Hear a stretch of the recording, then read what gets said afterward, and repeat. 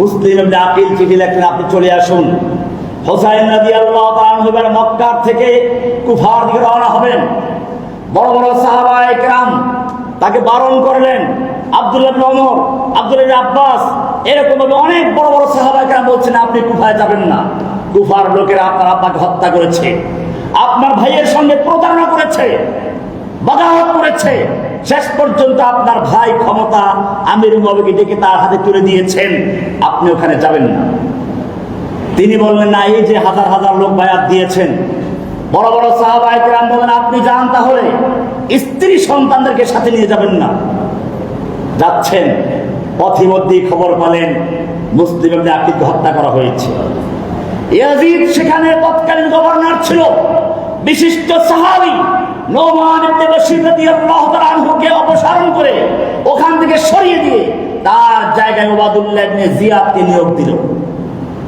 ওবায়দুল্লাহ ইবনে জিয়াদ ছিল খুনি, বদমেজাজি। আমার এখানে প্রশ্ন, ইয়াজিদ যদি আল্লাহর রাসূলের নাতির প্রতি সামান্য দয়া মায়া থাকতো, তাহলে জেনে বুঝে নোমান বিন বশীর রাদিয়াল্লাহু তাআলা আনহুকে বরখাস্ত করে তার জায়গায় এই খুনি স্বৈরাচারী এইরকম যে খারাপ লোকটায় ওবায়দুল্লাহ বিন জিয়াদকে নিয়োগ দিতে পারত না। এই কারণে আমি বলি, একদিকে ইমাম হুসাইন রাদিয়াল্লাহু তাআলা হত্যার জন্য ইয়াজিদকে আমি দায়ী করছি না, অপরদিকে নির্দোষ বলছি না। ইমাম হুসাইন রওনা চলছেন, পথে ফারাজদাক শায়ের কবি, একজন আরবের প্রসিদ্ধ কবি, তার সাথে দেখা। জিজ্ঞেস করলেন কুফার অবস্থা কি, কোত্থেকে এসছো? কুফার থেকে। কি অবস্থা সেখানে বলো। কবি সাহিত্যিকরা কথা তো সেরকম বলে। উনি বললেন একটা বাক্য, সুয়ুফুহুম আলাইকা কুলুবুহুম মাআকা, তাদের অন্তর আপনার সঙ্গে, তলোয়ারটা আপনার বিরুদ্ধে। তাদের অন্তর আপনার সঙ্গে, তলোয়ার আপনার বিরুদ্ধে। অতি উৎসাহী লোকেরা এরকমই করে, শায়েখ এই কাজটা করুন, আমরা আপনার সঙ্গে আছি। যখন পুলিশে ধরে নিয়ে দুইটা বাড়ি মারে, তখন সব বলে দেয় মিথ্যা স্বীকারোক্তি দিয়ে আসে। যুগে যুগে অতি উৎসাহী চরম ভক্তেরা যত ক্ষতি করেছে, দুশমনরা তত ক্ষতি করতে পারে না। হুসাইন রাদিয়াল্লাহু তাআলা আনহুকে দাওয়াত দিয়েছে কারা? তার ভক্তরা। শিয়া, শিয়া মানে আলী, শিয়া মানে অনুসারী, শিয়া মানে দল। ইমাম হুসাইনকে এই যে দলে দলে লোকেরা চিঠি লিখেছিল, তারা কি ভক্ত ছিল না শত্রু ছিল? ভক্ত ছিল। তাদের অন্তরে ইমাম হুসাইনের মহব্বত ছিল না শত্রুতা ছিল? সব মহব্বত ছিল, ভালোবাসা ছিল, সেই জন্য তো ডেকেছে। ওবায়দুল্লাহ বিন জিয়াদ নিয়োগ পেয়ে ইমাম হুসাইনের যে বেশভূষা পোশাক, সেটা ধারণ করে সঙ্গে কয়েক হাজার সৈনিক নিয়ে সে সিভিলে চলে আসছে কুফায়। লোকেরা মনে করলো এই তো ইমাম হুসাইন চলে আসছে, তাকে স্বাগত জানানো, ফুলের শুভেচ্ছা জানালো। উনি রাজ দরবারে গিয়ে সেখানে যেটা ছিল সেখানে ঢুকে তারপরে অবজারভেশন করলেন কারা কারা এখানে ওনার অতি উৎসাহী ভক্ত আছে, হুসাইনের ভক্ত যারা, তাদেরকে চিহ্নিত করলো। এরপরে শহীদের পার্টিদের সবগুলো ধরে নিয়ে আসলো, এরা মৃত্যু সাজা দিয়ে দাও। অনেকগুলো মেরে ফেললো, বাকিদেরকে তওবার আহ্বান জানাও, ফিরে আসো, বায়াত দাও। এই যে তাদের বায়াত দিয়ে দিল, সব পরিবেশ উল্টে গেল। এমনকি মুসলিম ইবনে আকিলকে আশ্রয় দেওয়ার মতো কোনো লোক নেই। শেষ পর্যন্ত তাকে ধরে আনা হলো। মুসলিম ইবনে আকিল নিহত হওয়ার আগে বললেন যে হুসাইনকে একটু খবর জানাও যে এখানে পরিবেশ বিকৃত হয়ে গেছে, এখানে যেন সে না আসে। আসলেন, অনেক লম্বা ইতিহাস। শেষ পর্যন্ত আপনারা জানেন ইমাম হুসাইন রাদিয়াল্লাহু তাআলা আনহু যখন সেই কারবালার ময়দানে যুদ্ধের জন্য প্রস্তুত, তার কোনো প্রস্তাব গ্রহণ করা হলো না। তিনি বলেছিলেন আমাকে হয়তো মদিনায় যেখান থেকে সেখানে ফেরত যেতে দাও, অথবা আমাকে সরাসরি ইয়াজিদের সঙ্গে সাক্ষাৎ করতে দাও, অথবা আমাকে অন্য কোনো বর্ডারে যেতে দাও, অমুসলিম বর্ডারে। সেখানে গিয়ে আমি ইসলামের দাওয়াত দিয়ে হয়তো বিজয় করবো, নতুবা তাদের সঙ্গে যুদ্ধ করে মারা যায়, তবু মুসলিমদের সঙ্গে যুদ্ধ করে মরতে চাই না। কিন্তু ওবায়দুল্লাহ বিন জিয়াদের পক্ষ থেকে বলা হলো একটাই মাত্র প্রস্তাব, সেটা হচ্ছে হয়তো বায়াত নইলে যুদ্ধ। ইমাম হুসাইন রাদিয়াল্লাহু তাআলা তার সৈনিক সেই কথাগুলো বলেছিলেন, সেদিন খুতবা দিয়েছিলেন, দীর্ঘ খুতবা দিয়েছিলেন। এক একজনের নাম ধরে ধরে বলেছিলেন, হে অমুকের ছেলে অমুক, তুমি আমাকে ডাকো নাই, আমাকে আহ্বান করো নাই, আজকে আমাকে ডেকে তোমরা হত্যা করছো। একই কথা সবাই। আমি এখান থেকে বলতে চাই, আপনারা যারা বিভিন্ন হুজুরের ভক্ত আছেন, আমারও কিছু ভক্ত আছে বিভিন্ন জায়গায়, এরা অতি উৎসাহী, হ্যান করেঙ্গে ত্যান করেঙ্গে, লাঠি কে আন্দার বুকুর ভরেঙ্গে, সব করব, আপনার সাথে আছি।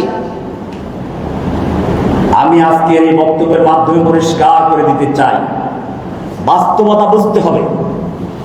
হোসাইন রাদিয়াল্লাহু তাআলা আনহুকে বাস্তবতা বুঝতে দেওয়া হয় নাই। তারা যেটা না সেরকম আশ্বাস দেওয়া হয়েছে, জীবন দেওয়া, নিজের স্ত্রী সন্তানকে বিধবা করা, সন্তানের এতিম করা এত সোজা নয়। সেই জন্য জেনে বুঝে পদক্ষেপ নেওয়া উচিত। আজকে ইমাম হোসাইন রাদিয়াল্লাহু তাআলা আনহু শহীদ হয়ে যাচ্ছেন। কারা দাওয়াত দিয়েছিল? মাঠে কারা তাকে হত্যা করছে? যারা তাকে দাওয়াত দিয়েছিল তারাই এখন তাকে হত্যা করছে। শিয়ারা তাকে দাওয়াত দিয়েছিল, শিয়ারাই তাকে হত্যা করেছে, তার প্রমাণ এখনো পাওয়া যায়। শিয়ারা যখন এই আশুরার মিছিল করে বুক চাপড়ায়, তখন দেখা যায় তাদের মিছিলে ইমাম হোসাইনের ঘোড়ার লাগাম থাকে, দুলদুলের লাগাম, ইমাম হোসাইনের তলোয়ার, ইমাম হোসাইনের পোশাক, ইমাম হোসাইনের পাগড়ি ইত্যাদি তারা প্রদর্শন করে থাকে।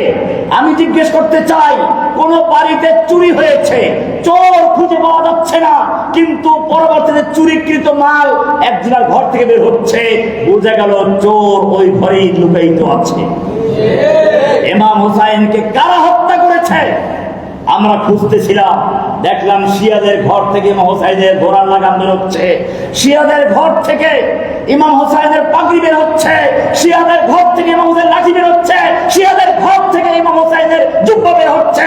আমাদের বুঝতে বাকি নাই, শিয়ারা ইমামের হত্যা করেছে, তারাই তাকে ময়দানে নির্মমভাবে খুনের হাতে তুলে দিয়েছে। আজকে সেই শিয়ারাই আবার হাই হাসান হাই হোসাইন করে স্লোগান দিচ্ছে। শিয়ারা যুগে যুগে মুসলিমদেরকে হত্যা করেছে। শিয়াদের ইতিহাসে এই সর্বপ্রথম কোন অমুসলিমদের বিরুদ্ধে অস্ত্র চালিয়েছে, সেটা হচ্ছে ইহুদিদের বিরুদ্ধে, বর্তমান ইসরায়েলের বিরুদ্ধে হামলা করেছে। এটা ছাড়া ইসলামের সূচনা লগ্ন থেকে এই পর্যন্ত তারা যতগুলো হত্যা করেছে, যত যুদ্ধ করেছে, সবগুলো যুদ্ধে মুসলিমদের, সুন্নিদের রক্ত দিয়ে পুরো শহরকে রঞ্জিত করেছে। হালাকু খানকে সাহায্য করেছে তারা, বাশার আল আসাদকে হত্যা করেছে তারা। আপনারা জানেন একটা ছবি ভাইরাল হয়েছিল, 12 বছরের একটা ছেলে যখন বাশার আল আসাদের বিরুদ্ধে দাঁড়িয়েছে, তাকে গ্রেফতার করে বলা হলো, বল লা ইলাহা ইল্লা বাশার, বাশার ছাড়া কোনো আল্লাহ নাই। ছেলে বলেছিল লা ইলাহা ইল্লাল্লাহ, তাকে গুলি করে হত্যা করা হলো। আপনারা সেই ছবি ভাইরাল দেখেছেন? আমি জিজ্ঞেস করতে চাই, যুগে যুগে এই কাজগুলোই শিয়ারা করেছে। তবে হ্যাঁ, আমি সেজন্য শুরুতেই বলেছিলাম, রাজনৈতিক বিষয় একটা, আকীদার বিষয় একটা। রাজনৈতিক কারণে বর্তমান সময়ে শিয়াদের উচিত আর আরবদের সঙ্গে যুদ্ধ করে নয়, ইয়েমেনের হুতি শিয়াদের পক্ষ হয়ে নিরীহ সুন্নি ভাইদের হত্যা করেছে, সৌদি আরবে আক্রমণ করেছে, এমনকি কাবা শরীফে একবার তারা দখল নিয়েছিল, কাবা শরীফকে রংকরঞ্জন করেছিল। সেসব তওবা করে যদি তারা সত্যিকারই এখন ইহুদিদের বিরুদ্ধে যুদ্ধ করে, মুসলিম বিশ্বের উচিত হবে তাদের সঙ্গে একত্র যুদ্ধ করা। এক্ষেত্রে আমি বলি, ভারতবর্ষে যখন ইংরেজ বিরোধী আন্দোলন হচ্ছিল, দেওবন্দের বড় আলেম হোসাইন আহমদ মাদানী রহমতুল্লাহ আলাই সেই কংগ্রেসের সঙ্গী হয়ে ইংরেজ বিরোধী আন্দোলন করছিলেন। লোকেরা জিজ্ঞেস করলো, আপনি কংগ্রেসে যোগ দিলেন? এখনো অনেকে বলে কংগ্রেসি হুজুর, দেওবন্দীদেরকে কংগ্রেসি অনেকে বলে, এখন তারা ইতিহাস জানে। হোসাইন আহমদ মাদানী রহমতুল্লাহ আলাই বলেছিলেন, শুধু কংগ্রেস নয়, যদি আমি দেখি একটা ইংরেজকে সাদা ইংরেজকে একটা কালো কুকুর ঘেউ ঘেউ করে তাড়া করে নিচ্ছে, আমি সেই কালো কুকুরের পিছনে সমর্থন জুগিয়ে যাব, কারণ সে একটা সাদা ইংরেজকে তাড়া করে যাচ্ছে। ঠিক তেমনি ভাবে বর্তমান সময়েও ইসলামের চরম দুশমন কোরআন যাদেরকে স্থায়ী দুশমন বলেছে, কোরআন বলেছে লা তাজিদান্না শাদ্দান নাসি আদাওয়াতান লিল্লাযিনা আমানুল ইয়াহুদা ওয়াল্লাযিনা আশরাকু, হে মুমিন, তুমি তোমাদের মুমিনদের বিরুদ্ধে চরম শত্রু, স্থায়ী শত্রু, সবচেয়ে খারাপ শত্রু দেখতে পাবে দুইটা দলকে। একটা হলো ইহুদ ওয়াল্লাযীনা আশরাকু, আর একটা হচ্ছে মূর্তি পূজক মুশরিকরা। একটা হচ্ছে ইসরাইল, আর একটা হচ্ছে ভারত। পরিষ্কার হয়ে গেল। সেই কারণে বর্তমানে যদি কোন ব্যক্তি ইহুদিদের বিরুদ্ধে যুদ্ধ করে, মুসলিম বিশ্বের উচিত হবে সে হোক শিয়া হোক কালো কুত্তা, তাকেও সমর্থন করে ঐক্যবদ্ধভাবে এই ইহুদিদের বিরুদ্ধে যুদ্ধ করা। ইতিহাস থেকে প্রমাণ আছে, আল্লাহর নবী যখন মক্কার কাফেরদের সঙ্গে বিভিন্ন রকমের ঝামেলায় জড়িত, সে সময় পৃথিবীর দুটো সুপার পাওয়ার রোম আর পারস্যে যুদ্ধ চলছিল। ঘটনাক্রমে রোম ছিল আহলে কিতাব আর পারস্য ছিল অগ্নি পূজক। স্বভাবতই মুসলিমরা আহলে কিতাবদের পক্ষে, তারা আল্লাহ বিশ্বাস করে। কিন্তু যুদ্ধে রোমানরা পরাজিত হলো, পারস্যের লোকেরা অগ্নি পূজকরা জিতে গেল। মক্কার লোকেরা খুশি হয়ে গেল। পারস্যে যেরকম ভাবে আহলে কিতাবদের বিরুদ্ধে অগ্নি পূজকরা বিজয় লাভ করেছে, আমরাও আহলে কিতাব মুসলিমদের বিরুদ্ধে মক্কার মূর্তি পূজকরা বিজয় লাভ করব। আল্লাহ তাআলা ওহী নাযিল করে জানিয়ে দিলেন, আলিফ লাম মিম গুলিবাতির রূম ফি আদনাল আরদি ওয়া হুম মিন বাদি গালাবিহিম সায়াগলিবুন ফি বিদ'i সিনিন। আল্লাহ তাআলা জানিয়ে দিলেন রোম পরাজিত হয়েছে ঠিকই, কিন্তু অল্প সময়ের মধ্যে, সর্বোচ্চ 10 দিন থেকে 10 বছরের মধ্যে রোমানরা বিজয় লাভ করবে, অগ্নি পূজকরা পারস্যরা পরাজিত হবে। এটা কোরআনের মুজিজা। ঠিকই কয়েক বছর পরে রোমানরা বিজয় লাভ করলো আর পারস্যরা পরাজিত হলো। আমি দেখাতে চাই, এখানে যেরকম ভাবে আল্লাহর রাসূল সাল্লাল্লাহু আলাইহি ওয়াসাল্লাম অগ্নি পূজকদের বিরুদ্ধে রোমানদের পক্ষ নিয়েছিলেন, আহলে কিতাবদের পক্ষ নিয়েছিলেন, ঠিক তেমনি ভাবে বর্তমান সময়ে ইহুদিদের বিরুদ্ধে, নাসারাদের বিরুদ্ধে মুসলিমদের ঐক্যবদ্ধ হয়ে তাদের বিরুদ্ধে যুদ্ধ করা ঈমানের দায়িত্ব। কোরআন পরিষ্কার করে দিয়েছে, ইয়া আইয়ুহাল্লাযীনা আমানু লা তাত্তাখিযুল ইয়াহুদা ওয়ান নাসারা আউলিয়া। হে ঈমানদারগণ, খবরদার তোমরা ইহুদি খ্রিস্টানদেরকে বন্ধু বানাইও না, অভিভাবক বানাইও না। বা'দুহুম আউলিয়া বা'দ, তারা একে অপরের বন্ধু, তোমাদের বিরুদ্ধে তারা ঐক্যবদ্ধ হয়ে যুদ্ধ করবে। ওয়া ইয়াতাওয়াল্লাহুম মিনকুম, জেনে রাখো তোমাদের যে কেউ ইহুদিদেরকে খ্রিস্টানদেরকে বন্ধু বানাবে, ফাইন্নাহু মিনহুম, সে তাদেরই একজন। তোমাদের মধ্যে যে কেউ হিন্দুদেরকে বলো, খ্রিস্টানকে বলো, ইহুদিদেরকে বলো, যে বন্ধু বানাবে, সে যতই মুসলিম দাবি করুক, সে হিন্দু হবে, খ্রিস্টান হবে, বৌদ্ধ হবে, সে মুসলিম হতে পারে না। কোরআন পরিষ্কার করে দিয়েছে, ওয়া ইয়াতাওয়াল্লাহুম মিনকুম ফাইন্নাহুম মিনহুম। এখানে এটা বর্তমান বাংলাদেশের জন্য প্রযোজ্য। কোরআন পরিষ্কার করে দিয়েছে, ওয়ালান তারদা আনকাল ইয়াহুদ ওয়ালান নাসারা হাত্তা তাত্তাবিআ মিল্লাতাহুম। ওহে মুমিন, তুমি ইহুদিদেরকে আর খ্রিস্টানদেরকে যতই রাজি খুশি করতে চাও, ওদের যতই পদলেখন করো না কেন, ওদের খুশি করতে চাও না কেন, ওয়ালান তারদা আনকা, কখনো তারা তোমার প্রতি সন্তুষ্ট হবে না, হাত্তা তাত্তাবিআ মিল্লাতাহুম, যতক্ষণ পর্যন্ত তুমি তোমার ধর্ম ত্যাগ করে, আদর্শ ত্যাগ করে, তাহজিব তামাদ্দুন ত্যাগ করে সম্পূর্ণভাবে ওদের মতো গিয়ে মাথায় তিলক না পড়বে, ওদের মতো হিন্দু খ্রিস্টান বৌদ্ধ হবে, ততক্ষণ পর্যন্ত তুমি তাদের খুশি করতে পারবে না। বিএনপিরও বোঝা উচিত, বাংলাদেশের হাসিনা ইন্ডিয়াকে খুশি করতে পেরেছে কিভাবে। কোরআনের আয়াত পরিষ্কার করে দিচ্ছে, ওয়ালান তারদা আনকাল ইয়াহুদ ওয়ালান নাসারা হাত্তা তাত্তাবিআ মিল্লাতাহুম, যতক্ষণ পর্যন্ত সম্পূর্ণভাবে নিজের তাহজিব তামাদ্দুন, নিজের ধর্ম ত্যাগ করে সম্পূর্ণভাবে ওদের আনুগত্য না করবে, ততক্ষণ পর্যন্ত তারা তোমাকে ভালোবাসবে না। হাসিনা সেটা পেরেছে, তাকে ভালো পেছেছে, তুমি তা পারবে না, তাদের খুশি করতে পারবে না। এটা মনে রাখতে হবে। এজন্য বর্তমান বাংলাদেশের প্রেক্ষাপটে আমাদের মনে রাখতে হবে, মুসলিমদের ঐক্যবদ্ধ হওয়ার সময়ের দাবি। বিশ্বের অবস্থা সম্পর্কে জানতে হবে, আরব নেতাদেরকে বুঝতে হবে, ইরানিদেরকে বুঝতে হবে। যুগে যুগে ফিতনা হয়েছে, দরজা ভেঙে গেছে ওমর ইবনে খাত্তাবের শাহাদাতের মাধ্যমে। এই দরজা কখনই আর জোড়া লাগবে না। ঠিক আছে, কিন্তু আমাদের চেষ্টা করতে হবে কোরআন এক, আল্লাহ এক, রাসূল এক। কবি একবার বলেছেন, মান ফরাত এক है इस कौम की नुकसान भी एक ही सबका नबी दीन भी ईमान भी एक, हरम पाक भी अल्लाह भी कुरान भी एक, क्या बड़ी बात थी होते जो मुसलमान भी एक। আমাদের সকলের আল্লাহ এক, নবী এক, রাসূল এক, কাবা এক, হারাম এক, সব কিছু এক। মুসলিমরা কেন ভিন্ন ভিন্ন থাকবে? কোরআন বলছে ওয়াতাসিমু বিহাবলিল্লাহি জামিআন ওয়া লা তাফাররাকু।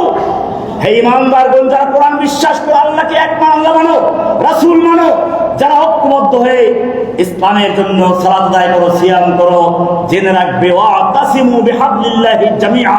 তোমাদের পারস্পরিক দরাদরি ভুলে গিয়ে, মতবাদ ভুলে গিয়ে ওয়াতাসিমু বিহাবলিল্লাহি জামিআন, আল্লাহর রজ্জুকে ঐক্যবদ্ধ ধারণ করো, ঐক্যবদ্ধ হয়ে ধারণ করো, ওয়া লা তাতাফাররাকু, বিচ্ছিন্ন হইও না।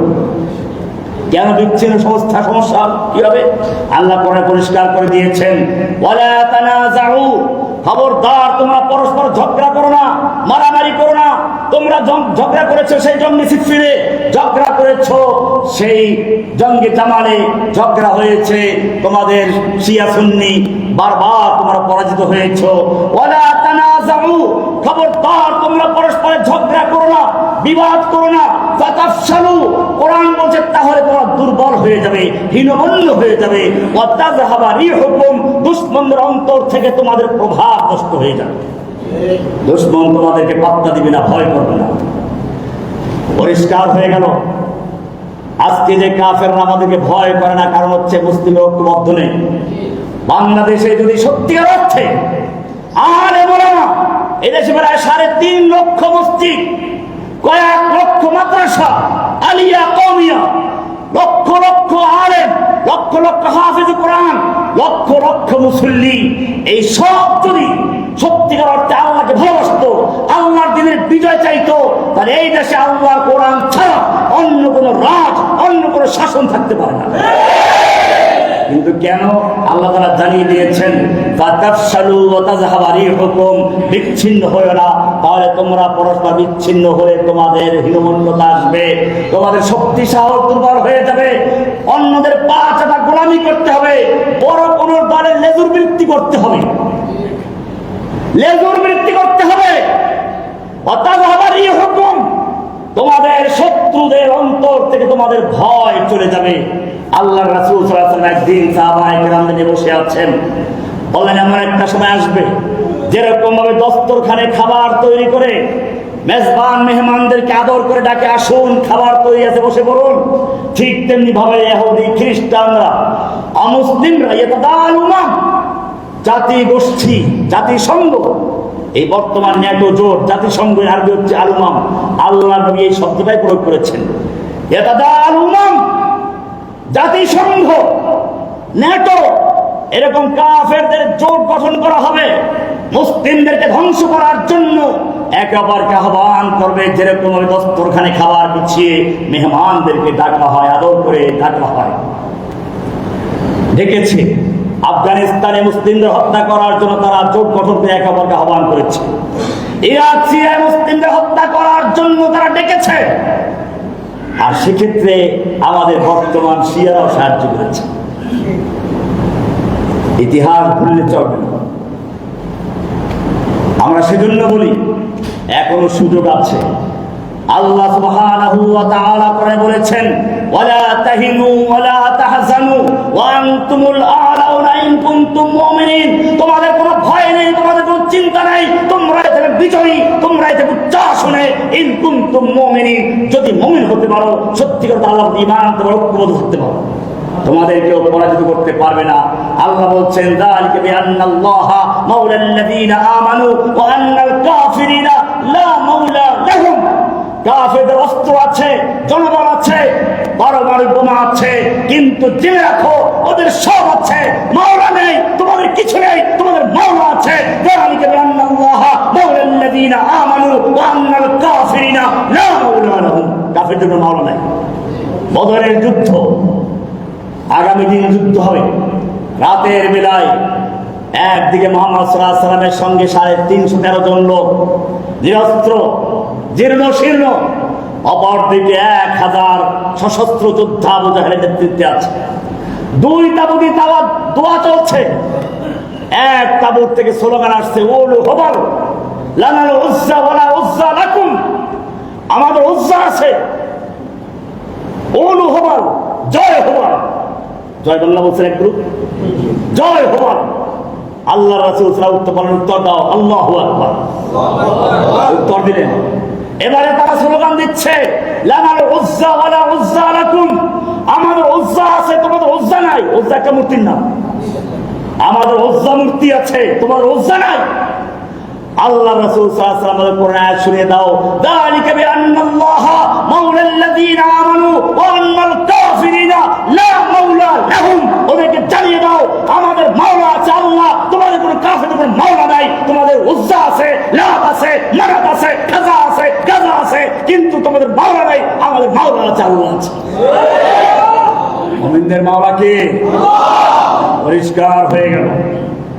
আল্লাহ রাসূল সাল্লাল্লাহু আলাইহি ওয়াসাল্লাম যখন বললেন এই কাফের শক্তিগুলো ঐক্যবদ্ধ হয়ে মুসলিমদেরকে ধ্বংস করার জন্য একেবারে আহ্বান করবে, যেরকম ভাবে দস্তরখান বিছিয়ে খাবারের জন্য মানুষকে, মেহমানদেরকে ডাকা হয়। সাহাবায়ে কেরাম আশ্চর্য হয়ে গেলেন, বলেন ইয়া রাসূলুল্লাহ, আমরা এই মাত্র লক্ষাধিক সাহাবায়ে কেরাম, আমাদের ভয়ে গোটা দুনিয়ার সুপার পাওয়ার গুলো থরথর করে কাঁপে। রোম সম্রাটের ঘুম হারাম হয়ে গেছে, মুসলিমরা কখন দখল করে বসে। পারস্যের সম্রাটের ঘুম হারাম হয়ে গেছে, কখন নাকি পারস্য সম্রাটদের তখ্তগুলো দখল হয়ে যায়। আর তখন মুসলিমদেরকে এরকম ভয় করবে না, ধ্বংস করার জন্য একে অপরকে আহ্বান করবে। এর মূল কারণটা কি হবে? আল্লাহ রাসূল সাল্লাল্লাহু আলাইহি ওয়াসাল্লামকে তারা জিজ্ঞেস করলো, তখন কি আমাদের মুসলিমদের সংখ্যা আরো কমে যাবে? আল্লাহ রাসূল সাল্লাল্লাহু আলাইহি ওয়াসাল্লাম, না, তোমাদের সংখ্যা অনেক বেশি হবে। ওয়ালাকিন্নাকুম গুসাউন কাগুসাইস সাইল, মুসলিমদের সংখ্যা তো অনেক বেশি হবে, কিন্তু সমুদ্রের তুফানের সময় যে ফেনা তৈরি হয়, বুদবুদ তৈরি হয়, সংখ্যা অনেক বেশি, কিন্তু মুহূর্তের মধ্যে আবার মিশে যায়। ঠিক তেমনি ভাবে তোমাদের মুসলিমদের সংখ্যা হবে ওই সমুদ্রের ঢেউয়ের ফেনার মতো, তোমাদের অবস্থা হবে সেই ভাসমান খড়কুটার মতো, কচুরিপানার মতো, বাতাসের তোড়ে, পানির তোড়ে এক এক জায়গায় সবাই চলে যাবে, তাদের কোনো স্থায়ী কোনো ভিত্তি নেই। ঠিক তোমাদের অবস্থা এরকম হবে। সাহাবায়ে কেরাম জিজ্ঞেস করেন, ইয়া রাসূল, এর কারণটা কি হবে? আল্লাহ রাসূল সাল্লাল্লাহু আলাইহি ওয়াসাল্লাম বললেন, তোমাদের অন্তরে ওয়াহান ঢুকিয়ে দেবো। ওয়াহান কি ঢুকিয়ে দেওয়া হবে? ওয়াহানুন, ওয়াহান, ওয়াহান। সাহাবায়ে কেরাম বলেন, আমার ওয়াহান ইয়া রাসূলুল্লাহ। হে আল্লাহর রাসূল, ওয়াহান কি জিনিস বুঝতে পারলাম না। আল্লাহ রাসূল তোমার দুইটা জিনিসকে, হুব্বুদ দুনিয়া ওয়া কারাহিয়াতুল মাউত।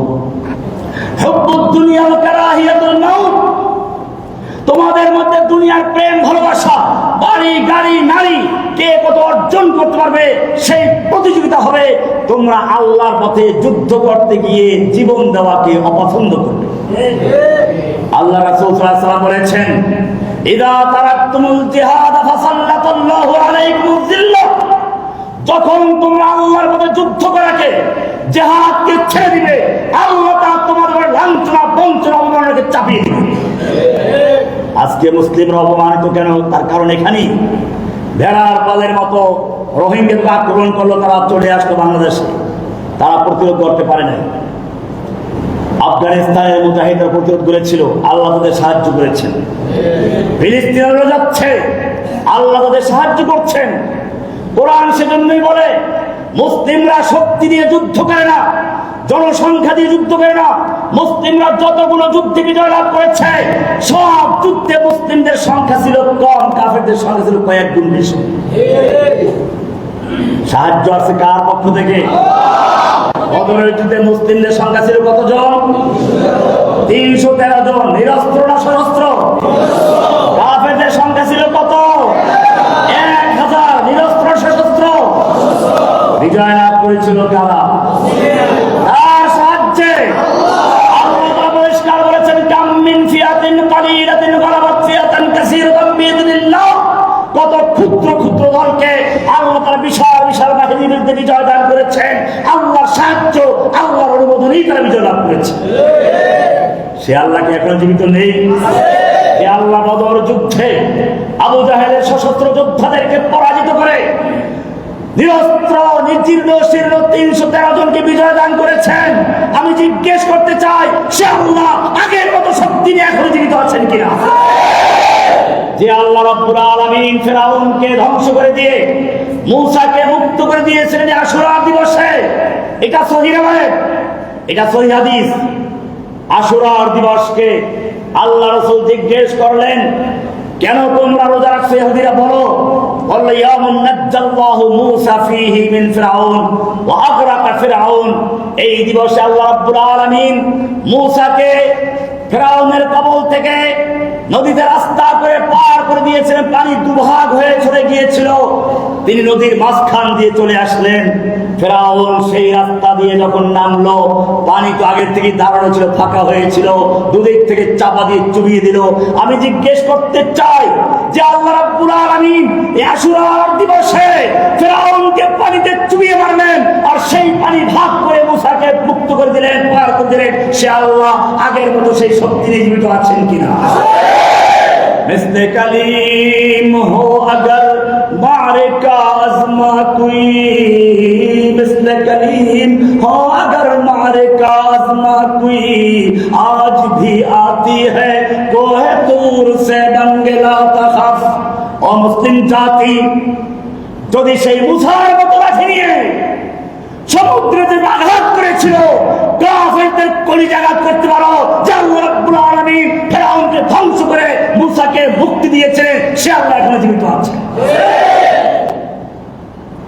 যে আল্লাহ ইব্রাহিমকে আগুনে ফেলানো হয়েছিল, আগুনকে বললেন ঠান্ডা হয়ে যাও, আমার ইব্রাহিমের জন্য কোনো ক্ষতি না হয়, বারদাম ওয়া সালামা, আরামদায়ক ঠান্ডা হয়ে যাও। যে আল্লাহ রাব্বুল আলামিন এই নমরুদের আগুন থেকে ইব্রাহিমকে মুক্তি দিলেন, নমরুদকে ধ্বংস করলেন, সে আল্লাহ জীবিত আছেন কিনা? ইতিহাস শুধু ওটাই নয়, জসিমউদ্দিন রহমানী তোমাদের সামনে আছে। লেডি ফিরআউন 11 বছর পর্যন্ত জেলে থাকার পরে যখন হাইকোর্ট থেকে জামিন দিল, জেল গেট থেকে আবার গ্রেফতার করে নিয়ে গেল। দিনে দুপুরে ছিনতাই করলো 1টার সময়। সেই জেলখানার অফিসের ভিতরে সিসি ক্যামেরা আছে, মেইন গেটে সিসি ক্যামেরা আছে, বাহিরের গেটে সিসি ক্যামেরা আছে। ছিনতাই করে নিয়ে গেল, 3টা গাড়ির মাঝখানে বসিয়ে দিল। এরপরে সেই মিন্টু রোডের বেইল রোডের সেই সিডিডিসি ভবনে নিয়ে গেল, সেখানে সামনে ক্যামেরা আছে। যেই আয়না করে আমাকে রাখা হলো, সেখানেও ক্যামেরা ছিল। এরপরও প্রচার করা হলো জসিমউদ্দিন রহমানী জেল থেকে বের হয়ে গেছে জামিনে, তাকে খুঁজে পাওয়া যাচ্ছে না, ধরার জন্য চেষ্টা করা হচ্ছে। আর দেশের কতগুলো পত্র পত্রিকা সেই মিথ্যা খবরটাকে প্রচার করলো। এরপরে হাসিনা আবার আমাকে নাটক করে মামলা দিয়ে জেলখানায় ঢুকিয়ে দেয়। আল্লাহ রাব্বুল আলামিন বললেন, থামো। যে আল্লাহ মূসাকে মুক্তি দিয়েছিলেন, ফিরআউনকে ধ্বংস করেছিলেন, যে আল্লাহ ইব্রাহিমকে আগুন থেকে নাজাত দিয়েছিলেন, নমরুদকে ধ্বংস করেছিলেন, সে আল্লাহ জীবিত আছে। সে আল্লাহ নব্য ফিরআউন লেডি ফিরআউনকে বাংলাদেশ থেকে বিতাড়িত করে ধ্বংস করে তাড়িয়ে দিয়ে তুমি জসিমউদ্দিন রহমানীকে মুক্ত আকারে দেওয়ার ব্যবস্থা করে দিচ্ছে। আল্লাহ জীবিত আছেন কিনা? আজ भी झुकर इब्राहिम का ईमान पैदा, आज भी झुकर इब्राहिम का ईमान पैदा, आप कर सकती है अंदाज गुलिस्तान पैदा। হে মুসলিম জাতি, যদি সত্যিকার অর্থে ঐক্যবদ্ধ ভাবে ইব্রাহিমের মতো ঈমান নিয়ে, চেতনা নিয়ে, তাওহীদ নিয়ে বাতিলের সামনে শক্ত প্রাচীর হয়ে দাঁড়াতে পারো, আল্লাহ বলছেন ইন্নাল্লাহা ইউহিব্বুল্লাযীনা ইউকাতিলুনা ফী সাবিলিহি সাফফান। নিশ্চয় আল্লাহ ভালোবাসেন ওই সকল লোকদেরকে। আল্লাহর ভালোবাসা আমরা সকলে চাই না? আল্লাহর ভালোবাসা চায় কেমন করে মুসলমানরা? যারা আল্লাহর ভালোবাসা চায়, আমরা সকলে চাই কিনা? আল্লাহর ভালোবাসা চাই কিনা? কে কে আল্লাহর ভালোবাসা চায় হাত তুলে দেখান। আল্লাহর ভালোবাসা চায়। আল্লাহ কাদেরকে ভালোবাসেন তা জানতে হবে না? সূরা সফের 4 নম্বর আয়াত পড়ুন।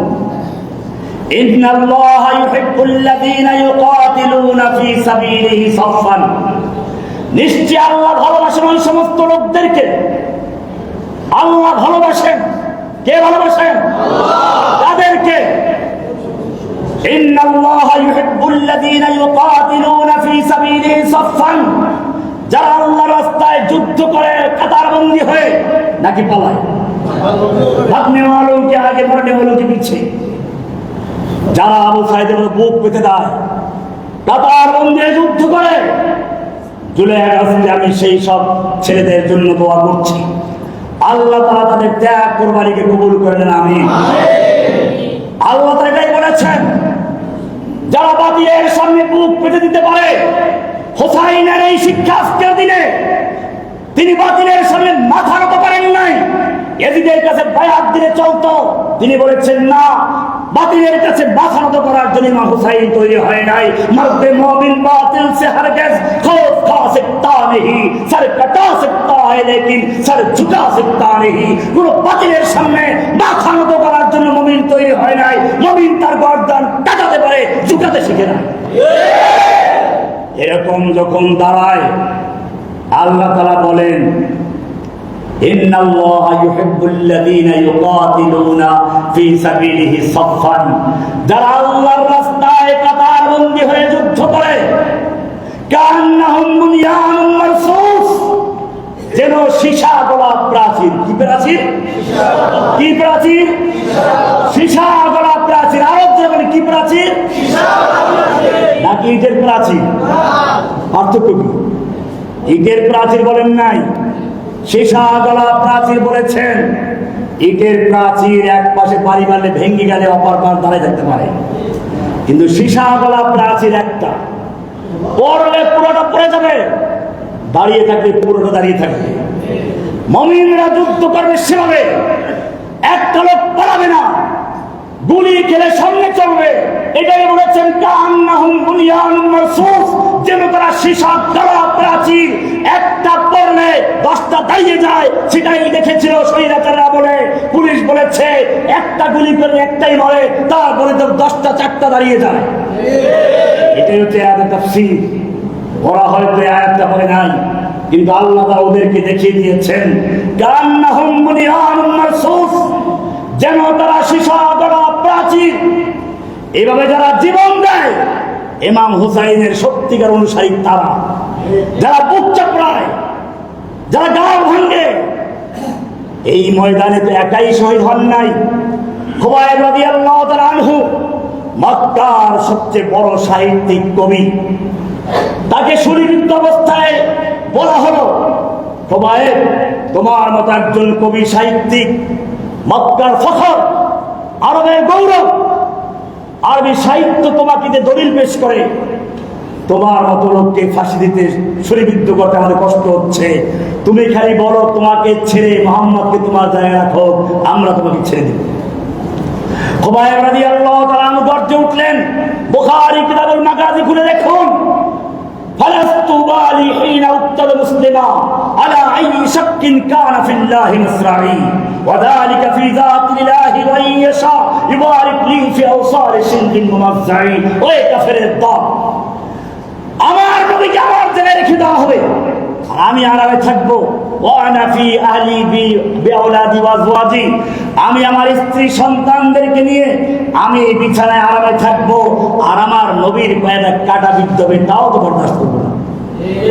কবিতা পড়লেন, তার হাত কেটে ফেলা হলো, পা কেটে ফেলা হলো, চোখ উপড়ে ফেলা হলো, সুলিবিদ্ধ অবস্থায় তাকে হত্যা করা হলো। কই তার জন্য তো কেউ হায় হাসানের মতো খুবাইবা বলে নাকি? আল্লাহ নবী চাচা হামজা রাদিয়াল্লাহু তাআলা আনহুকে ওদের যুদ্ধে হত্যা করে, তারপরে যে বুক চিরে কলিজা বের করে তারপরে হিন্দা চাবিয়েছিল, তার জন্য তো কেউ বলে হামজা তো বলে না কেউ।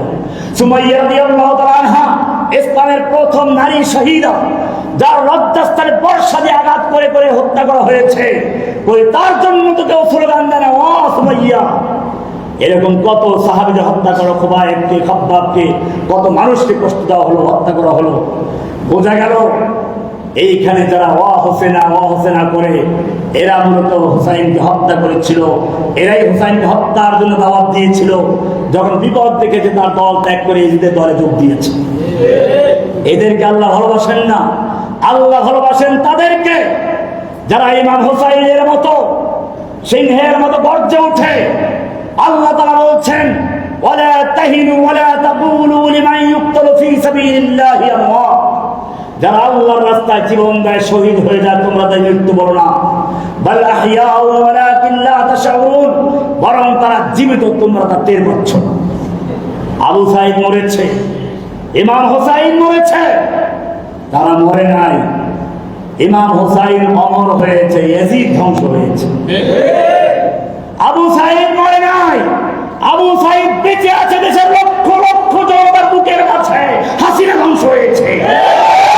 কতলে হুসাইন দর হकीकत মুর্গ यजीद है, कत्ले हुसैन दर हकीकत मुर्ग यजीद है, इस्लाम जिंदा होता है हर करबला के बाद। এক একটা কারবালা ঘটে, এক একজন হুসাইন জীবিত হয়ে যায়, আর যুগে যুগে ইয়াজিদরা ধ্বংস হয়ে যায়। এক একটা কারবালা আসে, আবু সাঈদরা শহীদ হয়ে যায়, লেডি ফেরাউনরা দেশ থেকে ধ্বংস হয়ে যায়। সুতরাং মনে রাখতে হবে, এই সব লোকদের প্রতি এখনো অনেকে দয়া দেখাচ্ছে, তাদেরকে প্রতিষ্ঠা করার চক্রান্ত চলছে। আমি পরিষ্কার আমি তো দল করি না, কোন দলের পক্ষে বক্তব্য দেই না, কিন্তু কোরআন হাদিস অনুযায়ী বলতে চাই, যুগে যুগে যারা শয়তানের পক্ষ নিয়েছে, বিতাড়িত শয়তানের পক্ষ নিয়েছে, ইতিহাসে যুগে যুগে তারা ধ্বংস হয়েছে, পরাজিত হয়েছে, লাঞ্ছিত হয়েছে, ইতিহাস থেকে তারা মুছে গেছে। এজন্য আমাদের সামনে আরো বিপ্লব রয়েছে। ইমাম হুসাইনের সৈনিকদের সামনে আজকে অনেক বড় বড় জিনিস আন্দোলন রয়েছে, বিপ্লব হয়েছে। ইমাম হুসাইন জীবন দিয়েছেন সত্যের জন্য, ইমাম হুসাইন রক্ত দিয়েছেন আল্লাহর দ্বীনকে সঠিকভাবে পৃথিবীতে প্রতিষ্ঠা করার জন্য। ইমাম আহমদ বিন হাম্বল রাহমাতুল্লাহ আলাইহি জেলখানায় নির্যাতিত হয়েছে। ইমাম মালিক রাহমাতুল্লাহ আলাইহিকে চামড়ার কোড়া দিয়ে পিটানো হতো। ইমাম আবু হানিফা রাহমাতুল্লাহ আলাইহি জেলে মারা গেছেন। কোন কোন রাওয়াতে জেলে মারা গেছেন, কোন রাওয়াতে জেল থেকে মুক্তি দেওয়া হয়েছিল, গৃহবন্দী অবস্থা মারা গেছেন, বন্দী অবস্থা মারা গেছেন। ইমাম ইবনে তাইমিয়া রাহমাতুল্লাহ আলাইহি জেলখানায় মারা গেছেন। সাইয়্যিদ কুতুব রাহমাতুল্লাহ আলাইহি জেলখানায় মারা গেছেন। বাংলাদেশের কোরআনের পাখি আল্লামা সাইদি সাহেব জেলখানায় বন্দী অবস্থা মারা গেছেন। আমার ছোট ভাই আবুল বাশারকে গুম করা হয়েছিল, নিষ্পাপ নিরীহ একটা যুবক, তাকে নির্যাতন করে করে বন্দী অবস্থায় মারে ফেলা হয়েছে। এই জালিমের পক্ষ যারা দিবে, এই জালিমদেরকে যারা প্রতিষ্ঠা করার জন্য ষড়যন্ত্র করে চক্রান্ত করবে, তাদের মনে রাখতে হবে, পাহাড়ের সঙ্গে মাথা দিয়ে ধাক্কা দিলে পাহাড় ভাঙবে না, মাথা ভেঙে চুরমার হয়ে যাবে। জালিমের পক্ষ যারা যুগে যুগে নিয়েছে, আল্লাহর গজবে যারা পড়েছে, তাদের পক্ষ যারা যুগে যুগে নিয়ে তারা ইতিহাস থেকে মুছে গেছে। ইতিহাস তাদেরকে স্মরণ করে নাই। যুগে যুগে ইয়াজিদরা ধ্বংস হয়েছে, হোসাইনরা জীবিত রয়েছে, মূসা জীবিত রয়েছে, ফেরাউন ধ্বংস হয়েছে, ইব্রাহিম জীবিত আছে, নমরুদ ধ্বংস হয়েছে, আবু সাঈদ জীবিত আছে, দেশের লক্ষ লক্ষ কোটি মানুষের অন্তরে লেডি ফেরাউন ধ্বংস হয়েছে। এই ধ্বংস পচা লাশকে যারা ডাস্টবিন থেকে তুলে এনে আবার দাঁড় করাতে চায়, জেনে রাখবেন এদেশের জনগণ ওই পচা লাশকে যেরকম ভাবে ডাস্টবিনে ফেলে দিয়েছে, যারা তাদেরকে তুলে আনতে যাবে তাদেরকেও জনগণ ডাস্টবিনে ফেলে দিন। ইমাম হুসাইনের শাহাদাত আজকের মূল বিষয় নয়, কিন্তু মনে রাখতে হবে এই দিনের ইতিহাসের সঙ্গে যুক্ত হয়ে আছে ইমাম হুসাইনের নাম। এই দিনের সঙ্গে যুক্ত হয়ে আছে সত্য মিথ্যার লড়াইয়ে সত্যের জন্য জীবন দেওয়ার ইতিহাস। যারা যুগে যুগে জীবন দিয়েছে, আল্লাহ তাদের সাহায্য করেছে। सो चाहे कफील अब कुछ भी हो, हर हाल में अपना हक लेंगे, इज्जत से जीना है तो जी लेंगे या जाम शहादत पी लेंगे। যেভাবে ইমাম হুসাইন রাদিয়াল্লাহু তাআলা বলেছিলেন, হয়তো ইজ্জতের সঙ্গে বেঁচে থাকবো, নতুবা শাহাদাতের পেয়ালা সুদা পান করব। এখন সময় এসেছে আমাদেরকে আবার মাঠে নামতে হবে। এদেশের মানুষ কোরআন ভালোবাসে, রাসূল ভালোবাসে, কিন্তু ইয়াজিদের অনুসারীরা, সেই ইয়াজিদের দরবারের লোকেরা যেরকম বলেছিল ইমাম হুসাইন বুজুর্গ মানুষ, তবে দেশ চালাতে পারবে না, ঠিক তেমনি ভাবে বর্তমানে ইয়াজিদের বাহিনীর লোকেরা প্রচার করে আলেম ওলামারা দেশ চালাতে পারবে না, তাদের কাছে জিন ছাড়াইতে যাও, ভূত ছাড়াইতে যাও, পানি পড়ার জন্য যাও, তাবিজের জন্য যাও, কিন্তু রাষ্ট্র চালাবার দায়িত্ব তাদের দেওয়া যাবে না। ধন্যবাদ জানাই বাইতুল মুকাররম জাতীয় মসজিদের খতিব, জাতীয় ইমামকে। তিনি এইটা বুঝতে পেরেছেন, জাতির সামনে তুলে ধরেছেন ইয়াজিদের বাহিনী সেকালে যেরকম ভাবে ইমাম হুসাইনকে বুজুর্গ বলে, মূলত রাষ্ট্র পরিচয় অযোগ্য বলে তুচ্ছ তাচ্ছিল্য করেছে, তারা এখনো এই ময়দানে ঘুরঘুর করছে। এখনো যারা আলেম ওলামাদেরকে রাষ্ট্র চালাবার যোগ্য মনে করে না, বরং তাদেরকে মনে করে মসজিদে ইমামতি করবে, জিনবুত ছাড়াবে, ঝাড়ফুঁক করবে, তাবিজ কবজ লিখবে, আর মানুষ মরলে পরে খতম করবে, আর 3 দিন আর 40 আর মিলাদে গিয়ে একটা মোনাজাত দিয়ে জান্নাতে পৌঁছে দিবে। এইটা যারা মনে করে, মনে রাখতে তারাই হচ্ছে ইয়াজিদের 90 অনুসারী, 90 ইয়াজিদের 90 অনুসারী, 90 ইয়াজিদের 90 মুরিদ। এই লোকদের কবল থেকে দ্বীন ইসলামকে মুক্ত করতে হবে। মনে রাখতে হবে, এই কোরআন দিয়ে সাহাবায়ে কেরাম রাষ্ট্র পরিচালনা করেছেন, এই কোরআন দিয়ে আল্লাহর নবী রাষ্ট্র চালিয়েছেন, এই কোরআন দিয়ে আবু বকর রাষ্ট্র পরিচালনা করেছেন, এই কোরআন দিয়ে ওমর রাষ্ট্র পরিচালনা করেছেন। যারা কিয়ামত পর্যন্ত কোরআনকে মানবে, তারা কোরআন ছাড়া অন্য কোনো সংবিধানের সামনে মাথা নত করতে পারে না। কোরআন পরিষ্কার করে দিয়েছে, সূরা নিসা 59 নম্বর আয়াত আল্লাহ বলছেন, আলাম তারা ইলাল্লাযীনা ইয়াজউমুনা আন্নাহুম আমানু বিমা উনজিলা ইলাইকা ওয়া মা উনজিলা মিন ক্বাবলিক। হে নবী, আপনি কি ওই সমস্ত লোকদেরকে দেখেননি যারা দাবি করে তারা ঈমান এনেছে আপনার প্রতি নাযিলকৃত কিতাবের উপরে, ঈমান এনেছে আপনার পূর্বে যত আসমানী কিতাব সবগুলোর উপরে, কিন্তু যখন বলা হয় কোরআনের বিচার মানো, বিচার দিয়ে আদালত কোরআন দিয়ে চালাও, আল্লাহ বলছেন ইউরিদুনা ইয়াতাহাকামু ইলাত তাগুত, কিন্তু যখন বিচার ফয়সালার প্রসঙ্গ আসে, শাসন ব্যবস্থার প্রসঙ্গ আছে, তখন তারা আদালতে কোরআনের বিচার মানতে চায় না, সংসদে কোরআনের আইন চায় না, বঙ্গভবনে গণভবনে ব্যাংকে আদালতে কোরআনের রাস্তা কায়েম করতে চায় না।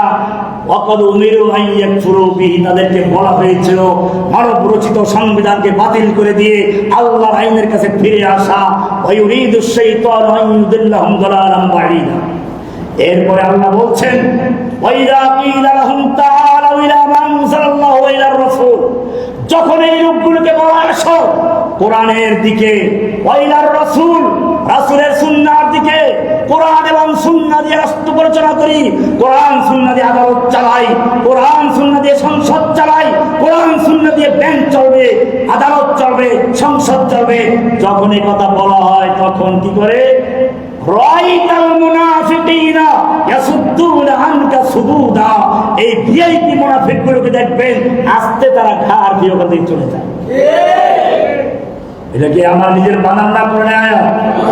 সূরা নিসার 59 নম্বর আয়াত পড়ুন, না পাইলে জসিমুদ্দুর রহমানকে ধরুন, যদি পেয়ে যান তাহলে মনে রাখবেন, যদি আপনি কোরআনের শাসন ব্যবস্থার দিকে আহ্বান করার পরেও ঘাড় ফিরে অন্যদিকে চলে যান, কোরআনের ভাষায় আল্লাহর ভাষার আপনাকে আল্লাহ তাআলা একটা নাম দিয়েছেন, রাইতাল মুনাফিকিনা ইয়াসুদ্দুনা আনকা সুদুদা, আপনি মুনাফিকগুলোকে দেখবেন আস্তে ঘাড়টা ফিরে অন্যদিকে চলে যাচ্ছে। কি বলেছেন? কি বলেছেন? কে বলেছেন? আল্লাহ। মুনাফিক কে বলেছেন? আল্লাহ। রহমানি বলেছে? মুনাফিকের লক্ষণ আপনার হাদিসে আরো বলেছেন, আয়াতুল মুনাফিকি সালাসুন, এটা আপনারা জানেন। মুনাফিকের লক্ষণ 3টা, ইযা হাদাসা কাযাবা, কথা বললে মিথ্যা বলে, ওয়া ইযা ওয়াদা আখলাফা, ওয়াদা খেলাপ করলে খেলাপ করে, ওয়াইজা তুমিনা খানা আমানত রেখে খেয়ানত করে। কয়টা হলো? আর এক হাদিস, আরবাউন মান কুন্না ফীহি কানা মুনাফিকান খালিসান। চারটা বৈশিষ্ট্য যদি কারোর মধ্যে থাকে সে খালেস মুনাফিক, পিওর মুনাফিক। ওই তিনটা তো আছেই, ওর সঙ্গে আরেকটা যুক্ত আছে, ওয়াইদা খাসামা ফাজারা। যখন সে তর্ক করে, ঝগড়া লাগে কারোর সাথে, অশ্লীল গালিগালাজ করে। দেখবেন মুনাফিকরা কি করে, কিছু লোক আছে গালিগালাজ, ঝগড়া লাগলো তর্ক অশ্লীল গালিগালাজ করে শুরু করে, এটা মুনাফিকের লক্ষণ। কিন্তু এই মুনাফিক হচ্ছে ওই যে রাস্তার মুনাফিক, গ্রামের গরিব বড় মুনাফিক। এটা আল্লাহ রাসূল বলেছেন মুনাফিকের লক্ষণ। এই লক্ষণ পাওয়া গেলেই মুনাফিক হওয়া জরুরি না। আমি এটা এভাবে বলি, ধরুন আপনার শালা সৌদি আরব চাকরি করে, 10-12 বছর থাকে সেখানে, বাড়িতে আসে নাই। আপনার ছেলের বয়স 10-12 বছর, আপনার শালাকে সে কখনো দেখে নাই। আপনার হাত ধরে এয়ারপোর্ট গেছে, আর বাচ্চার প্রশ্ন শেষ হয় না, আব্বু তোমার শালা দেখতে কেমন, আমার মামা দেখতে কেমন। বাপে বিরক্তে বলে, আরে তোর বাপের শালা দেখতে কালা। কি বললো? ওর বাপের শালা দেখতে কি? এখন ওই বাচ্চা এয়ারপোর্ট থেকে যাকে দেখে কালা, হাফসি হোক যাই হোক, দৌড় দিকে ধরে, তুমি বাপটা শালা হয়, কেউ কিন্তু কালা হয়, তুমি আমার বাপের শালা, তুমি যে কালা। এটা কি ঠিক আছে? শালা হইতে হলে কি হইতে হবে? কালা হইতে হবে। কালা হইলে কি না, কি বললাম, ওর বাপের শালা হইতে হলে কি হইতে হবে, কিন্তু কালা হইলে কি না। আলামত পাওয়া গেলেই যে আলামত জরুরি নয়। হ্যাঁ, যে আলামতের জন্য আলামত জরুরি। কাজী মুনাফিকের লক্ষণ বলা আছে আলামত। আলামত গুলো পাওয়া গেলে আপনি মুনাফিক বলতে পারেন না। হ্যাঁ, মুনাফিকের মধ্যে লক্ষণগুলো থাকবে, কিন্তু এখানে মুনাফিক বলেছেন কে? কি সুন্দর করে বলেছেন, ওয়াইদা কিলা লাহুম তাআলাউ ইলা মা আনজালাল্লাহু ওয়া ইলার রাসূল। যখন এই লোকগুলো 5 ওয়াক্ত নামাজ বি পড়ে, রোজা বি রাখে, হজ বি করে, ইমাম হুসাইনের শাহাদাতের জন্য চোখে পানি বি ছড়ায়, কিন্তু যখন বলা হয় ওয়াইদা কিলা লাহুম তাআলাউ ইলা মা আনজালাল্লাহ, যখন এই লোকগুলোকে বলা হয় আসো আল্লাহর কিতাবের দিকে চলে আসো, আল্লাহর কিতাব দিয়ে আদালত চালাই, আল্লাহর কিতাব দিয়ে সংসদ চালাই, আল্লাহর কিতাব দিয়ে বঙ্গভবন চালাই, গণভবন চালাই, ব্যাংক চালাই, আদালত চালাই, তো বলে কি রাআইতাল মুনাফিকিনা ইয়াসুদ্দুনা আনকা সুদুদা। আপনি এই মুনাফিক গুলোকে দেখবেন আস্তে করে তারা ঘাটটা ফিরে ওখান থেকে চলে গেছে। এইবারের সামনে গিয়ে আল্লাহ রাব্বুল আলামিন সূরা নিসার 65 নম্বরে বলছেন, ফালা ওয়া রাব্বিকা লা ইউমিনুনা হাত্তা ইউহাক্কিমুকা ফীমা শাজারা বাইনাহুম।